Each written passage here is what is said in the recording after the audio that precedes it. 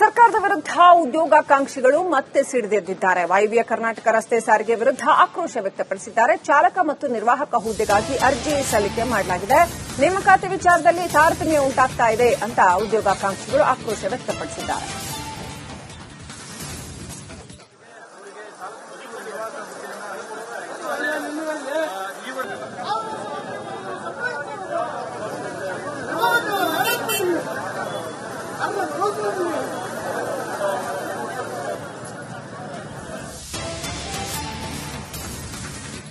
ರಾಜ್ಯ ಸರ್ಕಾರ ಎನ್ಡಬ್ಲ್ಯೂಕೆಆರ್ಟಿಸಿ ವಿರುದ್ಧ ಅಭ್ಯರ್ಥಿಗಳ ಆಕ್ರೋಶ. 2019 ಆದೇಶದ ಅನ್ವಯ 2814 ಹುದ್ದೆಗೆ ನೇಮಕಾತಿ ಆಗಬೇಕಾಗಿತ್ತು. ಆದರೆ ಈಗ 2000 ಅಭ್ಯರ್ಥಿಗಳ ನೇಮಕಾತಿ ಆಗಿದೆ. ಇನ್ನು 814 ಅಭ್ಯರ್ಥಿಗಳ ನೇಮಕಾತಿ ಮಾಡದೆ ರಾಜ್ಯ ಸರ್ಕಾರ ನಿರ್ಲಕ್ಷ್ಯ ಮಾಡ್ತಾ ಇದೆ ಅಂತ ಆಕ್ರೋಶ ವ್ಯಕ್ತಪಡಿಸಿದ್ದಾರೆ. ನೇಮಕಾತಿ ವಿಚಾರದಲ್ಲಿ ಸರ್ಕಾರ ಅನ್ಯಾಯ ಮಾಡ್ತಾ ಇದೆ ಅಂತ ಹುಬ್ಬಳ್ಳಿ ಸಂತೆ ಮೈದಾನದಲ್ಲೂ ಕೂಡ ಅಭ್ಯರ್ಥಿಗಳು ಹೋರಾಟ ಮಾಡ್ತಿದ್ದಾರೆ. ಮಹದಾಸೆಯನ್ನ ಹೊತ್ತು ಕುಳಿತಿದ್ದಂತ 814 ಅಭ್ಯರ್ಥಿಗಳಿಗೆ ರಾಜ್ಯ ಸರ್ಕಾರ ಅನ್ಯಾಯ ಮಾಡ್ತಾ ಇದೆ ಅಂತಕ್ಕಂಥ ವಿಚಾರದಲ್ಲಿ ಇವತ್ತು ಬೃಹತ್ ಹೋರಾಟವನ್ನ ನಡೆಸಲಾಗ್ತಾ ಇದೆ. ಹುಬ್ಬಳ್ಳಿ ಅಕ್ಷರ ಪಾರ್ಕ್ ಬಳಿ ಇರತಕ್ಕಂತ ಏನು ಸಂತೆ ಮೈದಾನದಲ್ಲಿ ಒಂದು ಬೃಹತ್ ಹೋರಾಟಕ್ಕೆ ಇಲ್ಲಿ ಅಭ್ಯರ್ಥಿಗಳು ಅಣಿಯಾಗಿರ್ತಕ್ಕಂಥದ್ದು. ಒಂದ್ ಕಡೆ ಈಗಾಗಲೇ ಕಳೆದ 2019 ಒಂದು ಆದೇಶದ ಅನ್ವಯ 2814 ಅಭ್ಯರ್ಥಿಗಳನ್ನ ಏನು ಭರ್ತಿ ಮಾಡಿಕೊಳ್ಳೋದ್ರ ಜೊತೆಗೆ ಅವರಿಗೆ ಚಾಲಕ ಮತ್ತು ನಿರ್ವಾಹಕ ಹುದ್ದೆಯನ್ನ ಅಲಂಕರಿಸಬೇಕಾಗಿತ್ತು. ಆದರೆ ಈವರೆಗೂ 2000 ಜನರನ್ನ 2000 ಅಭ್ಯರ್ಥಿಗಳನ್ನ ಏನು ನೇಮಕಾತಿ ಮಾಡಿಕೊಳ್ಳೋದ್ರ ಜೊತೆಗೆ ಇನ್ನು 814 ಅಭ್ಯರ್ಥಿಗಳಿಗೆ ಅನ್ಯಾಯ ಮಾಡ್ತಾ ಇದೆ ಅಂತಕ್ಕಂಥ ಒಂದು ಆರೋಪದ ಹಿನ್ನೆಲೆಯಲ್ಲಿ ಇಲ್ಲಿ ರಾಜ್ಯ ಸರ್ಕಾರ ಮತ್ತು ವಾಯುವ್ಯ ಸಾರಿಗೆ ಸಂಸ್ಥೆಯ ಒಂದು ವಿರುದ್ಧ ಹೋರಾಟವನ್ನ ಮಾಡಲಾಗ್ತಾ ಇದೆ. ನೂರಾರು ಅಭ್ಯರ್ಥಿಗಳು ಮಳೆಯನ್ನು ಸಹ ಲೆಕ್ಕಿಸದೆ ಇಲ್ಲಿ ಹೋರಾಟಕ್ಕೆ ಇಳಿದಿರ್ತಕ್ಕಂಥದ್ದು. ಇನ್ನ ಈ ಹೋರಾಟಕ್ಕೆ ಮುಂಜಾಗ್ರತಾ ಕ್ರಮವಾಗಿ ಪೊಲೀಸ್ ಸಿಬ್ಬಂದಿಗಳು ಕೂಡ ಇಲ್ಲಿ ಏನು ನಿಯೋಜನೆಯನ್ನ ಮಾಡಿರ್ತಕ್ಕಂಥದ್ದು. ಬಹುತೇಕವಾಗಿ ಯಾಕಂದ್ರೆ 2019 ಒಂದು ನೋಟಿಫಿಕೇಶನ್ ಪ್ರಕಾರ 2000 ಜನರನ್ನ ಈಗಾಗಲೇ ನೇಮಕಾತಿ ಮಾಡಿಕೊಳ್ಳಲಾಗಿದೆ. ಆದರೆ 814 ಜನರ ವಿಚಾರದಲ್ಲಿ ಒಂದು ತಾರತಮ್ಯ ನೀತಿಯನ್ನ ರಾಜ್ಯ ಸರ್ಕಾರ ಮತ್ತು ವಾಯುವ್ಯ ಸಾರಿಗೆ ಸಂಸ್ಥೆ ಅನುಸರಿಸ್ತಾ ಇದೆ ಅಂತಕ್ಕಂಥ ಒಂದು ಅಸಮಾಧಾನ, ಆಕ್ರೋಶ ಇಲ್ಲಿ ಭುಗಿಲೆದ್ದಿರ್ತಕ್ಕಂಥದ್ದು.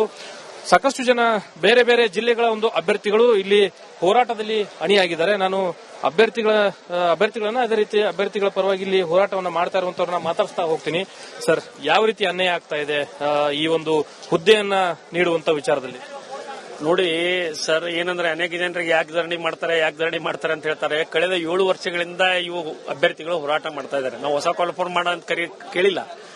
2019ಕ್ಕೆ 2814 ಪೋಸ್ಟ್ಗಳನ್ನು ತುಂಬಿಕೊಳ್ತೇವೆ ಅಂತೇಳಿ ವಾಯುವ್ಯ ಕರ್ನಾಟಕ ರಾಜ್ಯ ರಸ್ತೆ ಸಾರಿಗೆ ಸಂಸ್ಥೆ ಕರೆಯನ್ನ ಕೊಟ್ಟ ಮೇಲೆ ಇವರೆಲ್ಲರೂ ಕೂಡ ಅಪ್ಲಿಕೇಶನ್ ಹಾಕಿರ್ತಕ್ಕಂಥ ಅಭ್ಯರ್ಥಿಗಳು.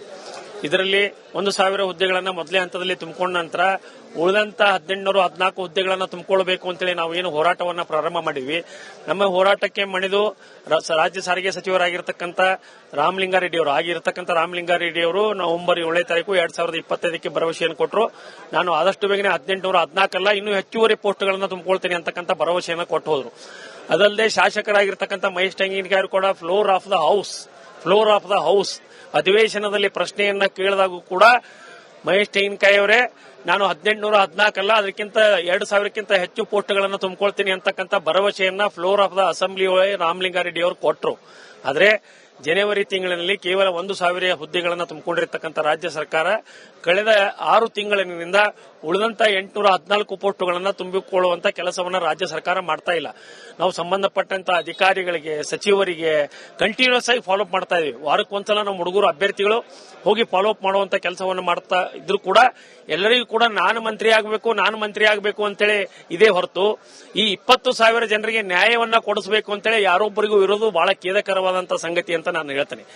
ಇವತ್ತು ನಾವು ಹೋರಾಟವನ್ನ ಮಾಡ್ತೀವಿ ಅಂತೇಳಿ ಮನವಿಯನ್ನ ನಾವು ಸಂಬಂಧಪಟ್ಟಂತ ಇಲಾಖೆಗೆ ಕೊಟ್ರೆ ನಮ್ಮನ್ನ 4 ಗಂಟೆಗೆ ಮಾತುಕತೆ ಕರೀತಾರೆ ವ್ಯವಸ್ಥಾಪಕ ನಿರ್ದೇಶಕರು. ಆದ್ರೆ ಹಿಂಬಾಗಿಲಿನಿಂದ ನಮ್ಮ ಹೋರಾಟವನ್ನ ಹತ್ತಿಕ್ಲಿಕ್ಕೆ ನ್ಯಾಯಾಲಯದಿಂದ ಸ್ಟೇ ತೆಗೆದುಕೊಂಡು ಬರ್ತಾರೆ. 300 ಮೀಟರ್ನಲ್ಲಿ ಇವರು ಹೋರಾಟವನ್ನ ಮಾಡಬಾರದು ಅಂತೇಳಿ ಸಂವಿಧಾನ ಹಕ್ಕು ಕೊಟ್ಟಿದೆ. ವ್ಯವಸ್ಥಾಪಕ ನಿರ್ದೇಶಕರೇ, ರಾಜ್ಯ ಸರ್ಕಾರದ ಇಲ್ಲಿ ಕುಳಿತಿರುವಂತಹ ಎಲ್ಲರಿಗೂ ಹೇಳಿಕ್ಕೆ ಇಷ್ಟ ಮಾಡ್ತಾರೆ, ನೀವು ಸಂವಿಧಾನ ಹಿಡ್ಕೊಂಡು ಅಡ್ಡಾಡ್ತೀರಿ, ಆದರೆ ಸಂವಿಧಾನ ನಮಗೆ ಹೋರಾಟ ಮಾಡುವಂತ ಹಕ್ಕು ಕೊಟ್ಟಿದೆ. ನಿನ್ನೆ ತಾನೇ ಸುಪ್ರೀಂ ಕೋರ್ಟ್ ಹೇಳಿದೆ ಎಲ್ಲರಿಗೂ ಕೂಡ ಪ್ರತಿಭಟನೆ ಮಾಡುವಂತ ಹಕ್ಕು ಇದೆ ಅಂತೆ. ಆದ್ರೆ ಈ ಪ್ರತಿಭಟನೆಯನ್ನ ಹಕ್ಕನ್ನ ಹತ್ತಿಕ್ಕುವಂತ ಕೆಲಸ ಈ ರಾಜ್ಯ ಸರ್ಕಾರ ಏನು ಮಾಡ್ತಾ ಇದೆ, ಇದನ್ನ ನಾವು ತೀವ್ರವಾಗಿ ಖಂಡನೆಯನ್ನು ಮಾಡ್ತೀವಿ. ಎಲ್ಲಾ ಕೂಡ ಅಭ್ಯರ್ಥಿಗಳು ತುಂಬಾ ನಿರಾಶೆಯಾಗಿದ್ದಾರೆ. ಯಾಕೆ ಇವತ್ತು ಸ್ವಲ್ಪ ಕಡಿಮೆ ಸಂಖ್ಯೆ ಇರಬಹುದು, ನಾಳೆ ಹೆಚ್ಚಿನ ಸಂಖ್ಯೆ ಆಗುತ್ತೆ. ನಾಳೆ ಹೆಚ್ಚಿನ ಸಂಖ್ಯೆ ಆಗುತ್ತೆ. ಯಾಕಂದ್ರೆ ಹೋರಾಟ ಮಾಡಬೇಕು ಬೇಡ ಅಂತೇಳಿ ನಾವು ಕನ್ಫ್ಯೂಷನ್ ಇದ್ವಿ. ನಾಳೆನೇ ಹೆಚ್ಚಿನ ಸಂಖ್ಯೆ ಆಗುತ್ತೆ. ನಾಳೆ ಸಾಯಂಕಾಲದವರೆಗೆ ರಾಜ್ಯ ಸರ್ಕಾರ ನಮ್ಮ ಜೊತೆಗೆ ಮಾತುಕತೆಯನ್ನ ಪ್ರಾರಂಭ ಮಾಡದೆ ಹೋದ್ರೆ ನೂರಾರು ಅಭ್ಯರ್ಥಿಗಳು ಅಮ್ಮಣ್ಣ ಅಂತ ಉಪವಾಸವನ್ನ ಈ ಒಂದು ವೇದಿಕೆ ಮೂಲಕ ಪ್ರಾರಂಭ ಮಾಡ್ತಾರೆ ಅಂತಕ್ಕಂಥ ಎಚ್ಚರಿಕೆಯನ್ನು ಕೂಡ ರಾಜ್ಯ ಸರ್ಕಾರಕ್ಕೆ ನಾನು ಕೊಡ್ಲಿಕ್ಕೆ ಇಷ್ಟಪಡ್ತೇನೆ. ಅಭ್ಯರ್ಥಿಗಳ ಒಂದು ನೋವಿನ ಮಾತುಗಳು. 814 ಪೋಸ್ಟ್ಗಳನ್ನ ತುಂಬಿಕೊಳ್ಬೇಕಾಗಿದ್ದಂತ ರಾಜ್ಯ ಸರ್ಕಾರ ಸಂಪೂರ್ಣವಾಗಿ ನಿರ್ಲಕ್ಷ್ಯ ಧೋರಣೆಯನ್ನ ತಾಳ್ತಾ ಇದೆ. ಹೀಗಾಗಿ ನಮ್ಮ ಈ ಒಂದು ಬೇಡಿಕೆ ಈಡೇರುವವರೆಗೂ, ಈ ಪೋಸ್ಟ್ಗಳನ್ನ ತುಂಬಿಕೊಳ್ಳುವವರೆಗೂ ನಾವು ನಿರಂತರವಾಗಿ ಹೋರಾಟವನ್ನ ಮಾಡ್ತೇವೆ ಅಂತಕ್ಕಂಥ ಎಚ್ಚರಿಕೆಯನ್ನ ನೀಡ್ತಾ ಇದ್ದಾರೆ. ಕ್ಯಾಮರಾ ಪರ್ಸನ್ ವಿನಾಯಕ್ ಪೂಜಾರ್ ಜೊತೆ ಪ್ರಕಾಶ್ ರಿಪಬ್ಲಿಕ್ ಕನ್ನಡ.